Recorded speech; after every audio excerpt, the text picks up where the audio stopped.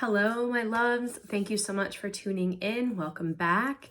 For those of you who are tuning in for the very first time, my name is Lauren Dragon, and I am a spiritual teacher, energy healer, and I'm here to deliver this week's weekly energy and what we can expect for the week ahead. And just a quick reminder as well that time is fluid. Time being a linear construct is something that we have created as humans in order for our brains to understand time, but in reality time is fluid. And so the reason why I'm saying that is because you could experience pieces and bits of the energy that I'm going to be talking about for the week either before the week has even started or after the week has completed. So you could experience this energy throughout the course of the week. It could be for 9 days, it could be for 2 days, but just allow yourself to be wherever you are currently at. And with all that being said, I am so living for the month of March.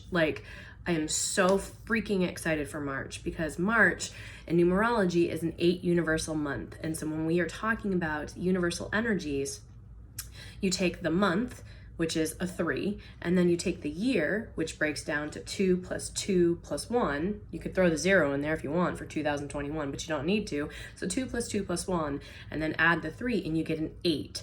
And so 8 in numerology represents manifestation. And it also signifies becoming a master over your own flow of energy. And I love that for this month because we really kick it off with this first week in March. And so this week we're being asked to begin to look at our dreams, our dream state. So whether or not you choose to, write your dreams down in a dream journal, or, maybe you have a hard time recalling your dreams, you're being asked this week to record your dreams because you are being given divinely guided inspiration, solutions, answers, ideas, guidance through your dream state, more so than normal and usual this week especially. We are actually more open to receiving guidance when we are asleep, since our ego is basically offline.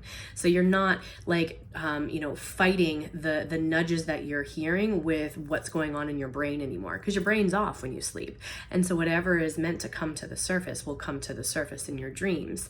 And sometimes we also may not even know what we're actually desiring while we're awake and going about our days. But our dreams will often show us what is, like I said, hidden under the surface. So really make it a point to either, keep some paper by your nightstand, or maybe grab a new notebook at Target, give yourself an excuse to go to Target, like we needed an excuse, right? $100 later when you went in for one thing, that's my MO. And just make sure that you are recording what comes up for you, because it's going to also help you if you are one of those people, myself included, that oftentimes don't even know what it is we actually want. We often will get answers in our dreams that we don't put together. And so this week you're meant to put those pieces together, okay? The secondary energy of the week is that of attracting, not chasing. So if we begin to think of ourselves as magnets, okay, we are always in a constant state and flux and flow of repelling or attracting. It's how we are as energetic beings. And so the thing that Source wants us to remember this week is that anything or anyone that we chase after will run the other way because of the fears underlying chasing energy. And so that energy can be wrapped up with lack, disappointment, but it's just fear. And so if you chase after someone, what's their initial reaction?